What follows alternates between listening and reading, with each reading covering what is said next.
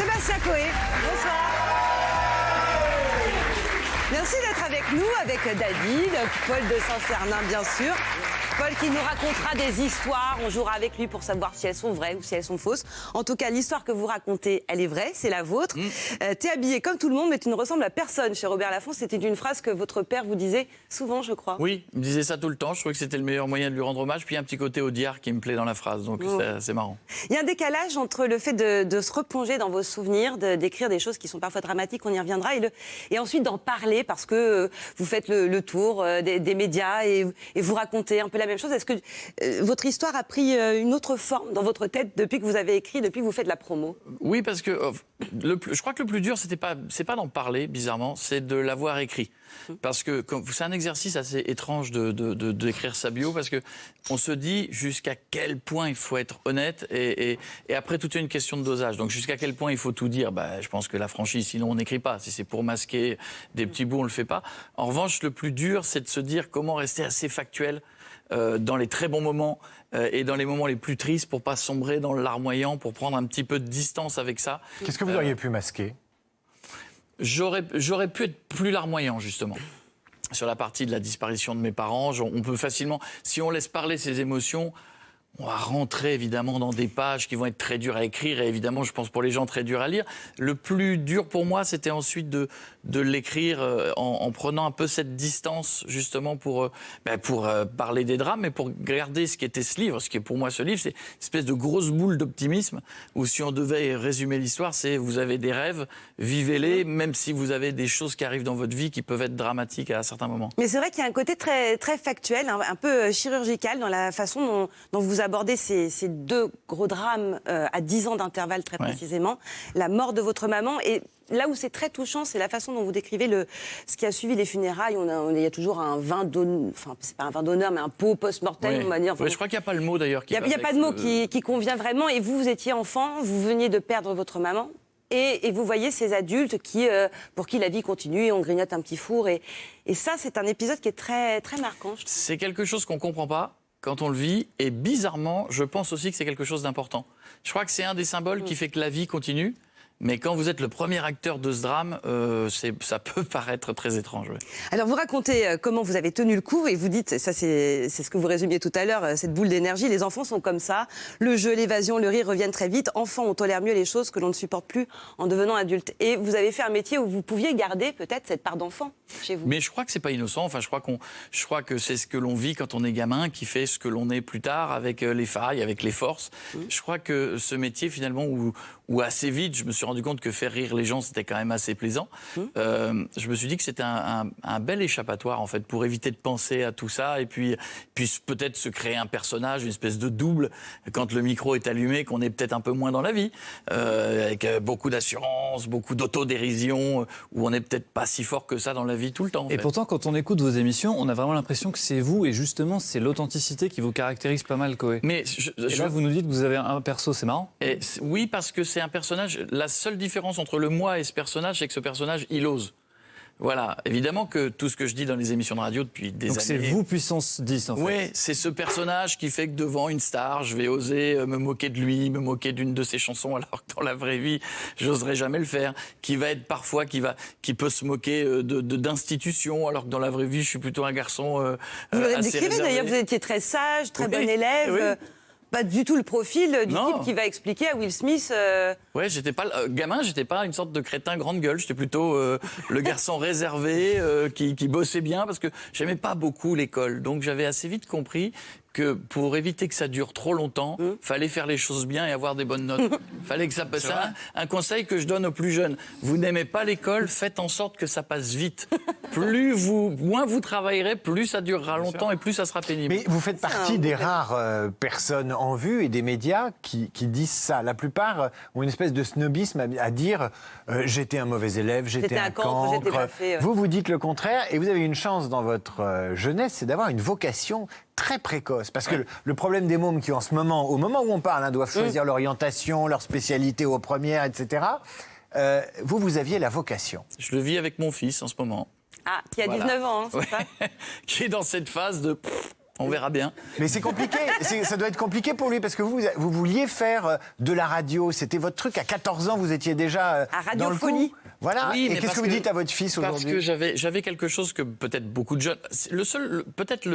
les seules personnes chez qui on retrouve ça, c'est les sportifs. Parce que quand ils veulent devenir des tennisman professionnels, ou les jeunes filles qui veulent devenir des danseuses étoiles, ou les jeunes footballeurs, on le voit avec Mbappé, les premières déclarations, Griezmann, quand ils ont 11-12 ans, il y a déjà une détermination, ils veulent être Zidane, Moi, voilà, je voulais être... toute proportion gardée. Je voulais être Coluche, je voulais être Bouvard, je voulais être celui qui arrive derrière un micro, parce que je trouvais que c'était fascinant. Mes parents écoutaient les grosses têtes, et puis moi, je zappais sur Europe avec Coluche. Je trouvais ça incroyable, ce métier, d'arriver derrière un micro, de raconter, somme toute, n'importe quoi, ou des trucs assez amusants, et de se dire que des millions de gens allaient se mettre derrière, et allaient tourner le bouton, et allaient attendre ce que vous allez dire pour rire. C'est beau comme métier. Qu'est-ce que ça fait, un môme, votre môme à vous, d'être le fils d'un des plus grands déconneurs de France? C'est compliqué ou pas? Non, j'ai des enfants qui sont, je pense, très, très à l'aise là-dessus et qui ont toujours compris que c'était un métier. À la maison, je suis pas vraiment le même, je suis plutôt cool, mais un peu plus dur, un peu plus rigide. Ouais. Et parce que je pense que je reproduis ce que était mon père quand ma mère est décédée. Pendant 10 ans, il m'a permis de faire de la radio. Il m'a emmené. Mais vous lui avez fait faire des kilomètres et des kilomètres. Mais sans mon papa, j'aurais jamais été là aujourd'hui avec vous. J'aurais jamais fait un centième de ce que j'ai fait dans ma vie, parce il m'a amené, il m'a accompagné, il m'attendait. Enfin, c'était extraordinaire. Ce qui est amusant, c'est que ce que vous dites de votre père, c'est que c'était un taiseux. Il parlait très peu. Vous lui faisiez faire des kilomètres pour vous. Parler, encore plus parler au micro. Oui, je sais pas, c'était un vrai Picard. Vous voyez, les gens du Nord, ils sont très chaleureux, mais c'est pas les plus expansifs du monde. Plus voilà, le fait qu'il était tout seul, il avait perdu sa femme, j'étais fils unique. Oui, les soirées, heureusement qu'il y avait la télé, parce qu'on n'avait pas grand-chose à se dire, et en même temps on se comprenait aussi, donc il n'y avait pas de... Il y a un truc fascinant chez vous, c'est que vous êtes le gars qui murmure à l'oreille des jeunes depuis des années et des années. C'est-à-dire que vous avez l'oreille des jeunes, ce qui veut dire deux choses dans la société d'aujourd'hui, c'est-à-dire un marché publicitaire incroyable, les gens veulent l'attention des jeunes, et puis en même temps, vous parlez à la génération qui fera demain. Et qu'est-ce que vous avez compris pendant toutes ces années à ce qu'est la jeunesse? C'est une question vaste. Mais alors, je vais vous dire, ce que j'ai compris, c'est que d'abord, il fallait jamais chercher à lui parler. Je crois que c'est la meilleure des explications. Je crois que si vous prenez des étiquettes, un costume en disant je vais parler aux jeunes, ça c'est pour toi, le jeune qui m'écoute, alors là je crois que vous passez à côté, mais complet. Je crois qu'à l'inverse, quand vous êtes authentique et qu'à un moment donné, ils se disent tiens, ce qu'il dit lui a l'air intéressant. Il y a une étude, je peux vous raconter un truc confidentiel, mais il y a une étude qui a été faite par une radio il n'y a pas tellement longtemps, qui disait que pour beaucoup de gens, j'étais le grand frère. Et ce qui était marrant, c'est qu'il y a 25 ans, une même étude disait c'est le grand frère. Donc je pense qu'à un moment donné, je ne passerai jamais l'étape du dessus. Grand-père, c'est votre chance. Je pense que même grand-père, on dira c'est le grand frère. Mais oui, mais c'était absolument génial il y a 20 ans d'avoir les gamins de 20 ans, et puis quand ils en ont eu 40, d'avoir leurs enfants derrière, et puis aussi de garder ceux qui ont 40 ans. C'est génial. Si on devait parler un peu marketing 2 secondes, c'est génial d'avoir un public aussi large. Oui, mais c'est un public aussi large parce que vous allez sur des médias très larges. Il y a eu la radio, la télé et maintenant les réseaux sociaux. Oui, mais quand j'ai commencé YouTube et Internet il y a 7-8 ans, on m'a dit bon, qu'est-ce que tu vas t'embêter à aller là-dedans, t'es pas un YouTuber, tu vas pas faire des vidéos de ta chambre, ce qui est vrai, et ce qui est vrai aussi. Et maintenant, sur ma chaîne YouTube, je crois qu'on est à 1,5 milliard de vues. Oui, c'est ce que je disais tout à l'heure, c'est incroyable. Hein. Ouais, et voilà, parce que je crois qu'encore une fois, vous savez, YouTube, dès que vous faites des vidéos, je crois qu'il faut être très humble. Bizarrement, c'est un métier où beaucoup de gens ont la grosse tête, mais je crois que le métier qu'on fait tous, c'est un métier où il faut être très humble. C'est-à-dire que vous faites une émission, vous mettez un peu de votre talent à l'image, que ce soit là à la télé ou sur Internet, ou sur scène, ou à la radio, et vous vous dites, allez, maintenant j'espère que les gens vont bien aimer ce que je fais. C'est tout, hein, c'est pas plus difficile que ça. Vous avez su flairer aussi l'époque, parce que je vous écoutais, mais surtout vous parlez de YouTube. Je crois que vous avez été le premier Enfin, quand les One Direction viennent à Paris, c'est vous qui vont voir. C'est pareil avec Bieber, c'est pareil avec... vous avez su aussi flairer les pépites, quoi. Oui, alors j'étais pas tout seul, il y a Énergie aussi, c'était le fait d'être liés et d'être ensemble. Mais oui, mais c'est pas que simplement venir me voir, c'est qu'à chaque fois qu'ils venaient me voir, on faisait des petites vidéos où on faisait des séquences que le public aimait. Et quand vous avez le combo où le public aime et les artistes aiment bien, dès qu'ils reviennent en France, ils reviennent vous voir, alors ils sont devenus encore 10 fois plus Mais célèbres. pour le coup, il faut rendre hommage à ce qu'on appelle dans notre jargon les programmateurs, qui flairent les invités, qui les font venir et qui se disent ça, c'est pour Koweït, ça va fonctionner. Mais est-ce que vous avez, vous flairez les tendances au-delà de ça? Quand on vous parle des musiciens, quand on vous parle des groupes, quand on vous parle des chanteuses pour ados, etc. Est-ce que c'est un filon que vous scrutez, que vous observez, ou vous vous fiez à vos programmateurs? Non, non, c'est un travail d'équipe avec la programmation de l'émission, les équipes d'énergie. C'est un travail d'équipe. Aujourd'hui, vous avez des styles de musique totalement différents. Vous avez des artistes qui étaient des fois un petit peu très underground, très urbains, qui maintenant viennent pour le plus grand public. Puis vous avez des gens qui étaient très bobos, qui faisaient des festivals, qui maintenant deviennent très grand public, etc.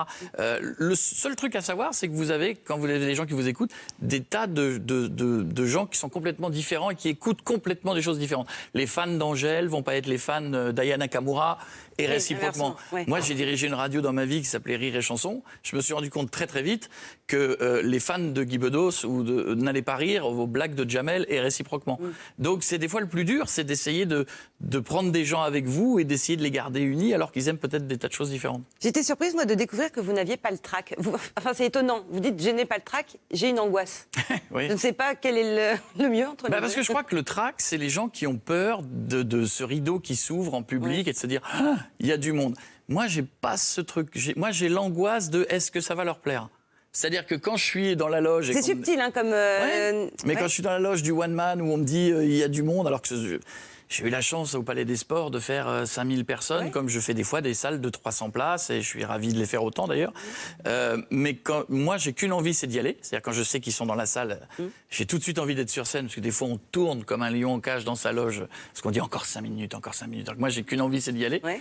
Et par contre, dès les premières minutes, je me dis, il faut absolument que ça leur plaise. Je veux pas qu'ils soient déçus, parce que ça leur a coûté un peu d'argent, ça leur a coûté une babysitter. Pour certains, c'est un sacrifice, parce que une place de spectacle, même si j'essaie de faire les moins chers possibles, coûte toujours un peu d'argent. Et j'essaie toujours de me dire, pourvu que ça leur plaise. Et alors, ça leur plaît? Oui, je crois. Hein. Je crois que le spectacle, oui, il marche bien. Et je crois. Mais comme à la fin, ils applaudissent aussi. Voilà, vous voyez, ça marche. Et qu'ils ont payé, donc ils oublient le fait qu'ils ont payé. Donc c'est une espèce, ça me plaît toujours, ce moment. Vous voyez, en plus, c'est des applaudissements gratuits chez nous. Voyez, ils n'ont pas payé. Il est temps d'accueillir